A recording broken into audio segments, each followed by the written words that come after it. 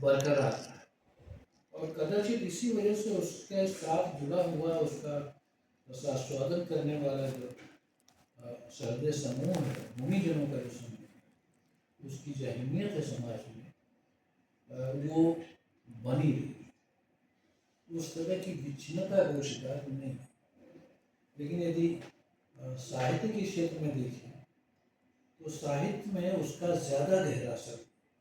तो क्या साहित्य के क्षेत्र में जो असर हुआ उसको हम एक विच्छिन्नता के रूप में रेखांकित कर सकते हैं कि नहीं कर सकते? और इसके साथ इनकी जो निहितार्थ कि क्या साहित्य में भी कुछ हमें वैसे ही टिकना चाहिए था जैसे नृत्य और संगीत के क्षेत्र में हम टिके रहे, हमने अपने पाँव में हिलने दिए, या और इसके बारे में सोचने के दूसरे तरीके हो सकते हैं। तो इस थोड़ी सी भूमिका लंबी होगी, लेकिन इस भूमिका के साथ अब मैं एक तो जैसा कि आपने खुद ही कहा कि जो पैराडाइम शिफ्ट पूरा नहीं होता कभी, जैसा आपने भी इशारा ही किया, इसका मतलब है कि कुछ कंटिन्यूटी है, कुछ निरंतरता है और कुछ टूट है। ये दोनों चीज़ें हैं।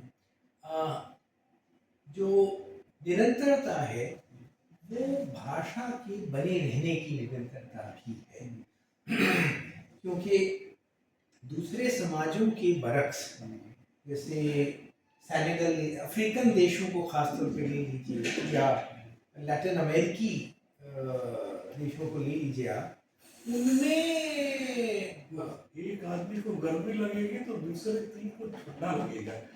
इसका भी बड़ा सोचा जाए, क्या करा जाए। तो दिक्कत कोई आ रही, कोई नहीं, चलने दीजिए, बोलते इसके करिए, चलने दीजिए। तो उसमें भाषाओं का, हमारे यहाँ भाषाएं बच गई, इसका मतलब ये नहीं है कि उनमें रूपांतर नहीं हुआ, रूपांतर तो हुआ। बहुत सारी अलग अलग उसकी धारणाएं हैं कि साहब ये खड़ी बोली आई तो उसने बहुत सारी बोलियों को खत्म कर दिया। मैं उसको मानता नहीं, मैं दूसरी तरह से उसको देखता हूँ, मैं उस पर आता हूँ। तो भाषा की एक किस्म की निरंतरता, कह लीजिए थोड़ी टूटी फूटी निरंतरता बनी रही, वो तो पैराडाइम, उसको तो हम निरंतरता उसको कह सकते हैं। लेकिन हमारी जो साहित्य रचना की जो परिपाटियां थी